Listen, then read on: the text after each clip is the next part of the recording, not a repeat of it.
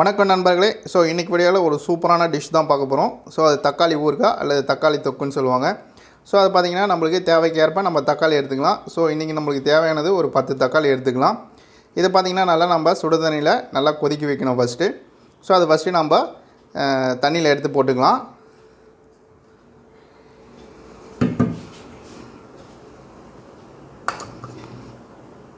So வானலில் தேவையான அளவு தண்ணி எடுத்துக்கிட்டு ஒரு 10 தக்காளி நம்மளுக்கு தேவையான அளவு எவ்வளவோ அந்த தக்காளி எடுத்து நம்ம வானலில் தண்ணியில் போட்டுக்கலாம்.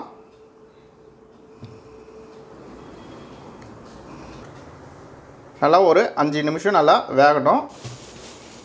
ஸோ நல்லா பார்த்திங்கன்னா 5 நிமிஷம் நல்லா கொதி வந்துடுச்சு. கொதி வந்த உடனே நம்ம கேஸ் ஆஃப் பண்ணிவிட்டு நல்லா ஒரு 5 நிமிஷம் இதை நம்ம ஆற வைக்கணும். அப்போ தான் நம்ம இந்த தக்காளி எடுத்து உரிக்கிறதுக்கு கொஞ்சம் வாட்டமாக இருக்கும். ஸோ இப்போ நல்லா ஆற வச்சாச்சு. இப்போ இதை எடுத்து நம்ம அந்த தோலை உரிக்க வேண்டியதான். ஸோ இது மாதிரி நீங்கள் நல்லா சுடு தண்ணியில் வச்சிங்கனாலே கொஞ்சம் அந்த ஒரு இது எடுத்திங்கனாலே அந்த தோல் நல்லா இது மாதிரி வந்துடும். ஸோ பார்த்திங்கன்னா அதுக்காக தான் நம்ம வந்து சுடு தண்ணியில் நல்லா ஒரு 5 நிமிஷம் இதை நம்ம கொதிக்க விட்டிங்கன்னா இது மாதிரி நல்லா ஈஸியாக அதோடய தோல் வந்துடும். ஸோ இது மாதிரி எல்லா தக்காளியோட தோலை நம்ம எடுத்துக்கணும்.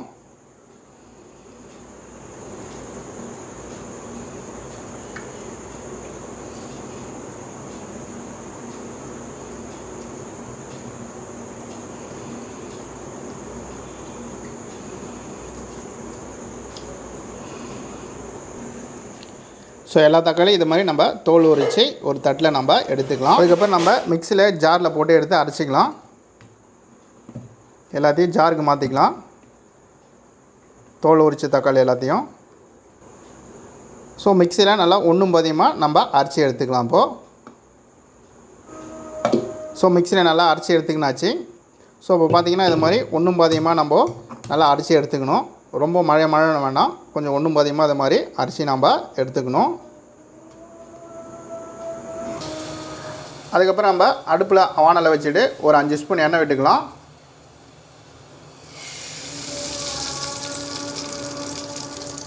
நல்லா எண்ணெய் காயட்டும்.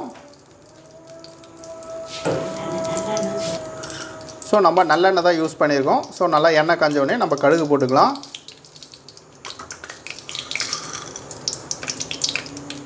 நல்லா கடுகு பொரியுது. கூடவே வெந்தயம் கொஞ்சம் சேர்த்துக்கலாம். அதுக்கப்புறம் காஞ்ச கருவேப்பிலை கொஞ்சம் சேர்த்துக்கலாம்.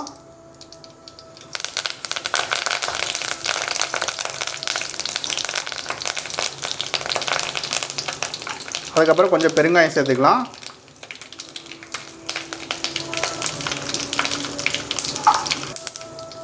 அதுக்கப்புறம் கொஞ்சம் மஞ்சாத்தூள் சேர்த்துக்கலாம்.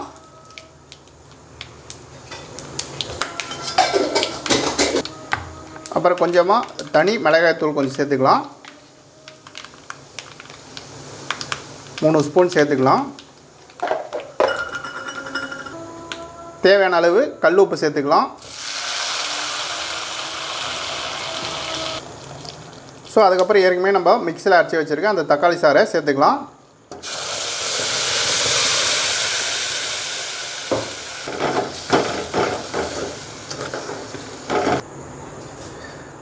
ஸோ சேர்த்ததுக்கப்புறம் பார்த்திங்கன்னா நல்லா ஒரு 20 நிமிஷம் இதை நம்ம நல்லா வேகப்படணும்.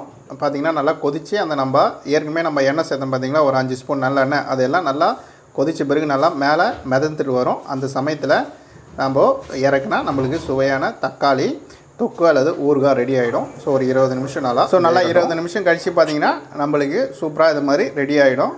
தக்காளி தொக்கு இல்லை தக்காளி ஊறுகாய் கூட சொல்லலாம். ஸோ இது பார்த்திங்கன்னா நம்ம ஒரு கண்ணாடி பாட்டிலில் நீங்கள் டம்ப் பண்ணி வச்சிங்கன்னா நல்லா 1 மாதம் வரையும் இதை நம்ம யூஸ் பண்ணலாம். ஸோ இப்போ பேச்சுலர்ஸ்னால் கண்டிப்பாக இது ரொம்ப யூஸ்ஃபுல்லாக இருக்கும். ஸோ இது மாதிரி செஞ்சு வச்சுட்டு தயிர்க்க கூட இதை சேர்த்து நம்ம சாப்பிட்டிங்கனாலும் வசதியாக இருக்கும்.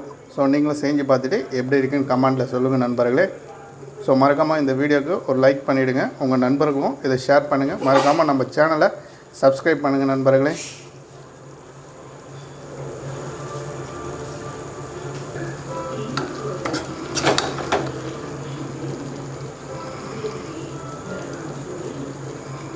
ஸோ நன்றி நண்பர்களே. மீண்டும் ஒரு வீடியோவில் சந்திப்போம். நன்றி, வணக்கம்.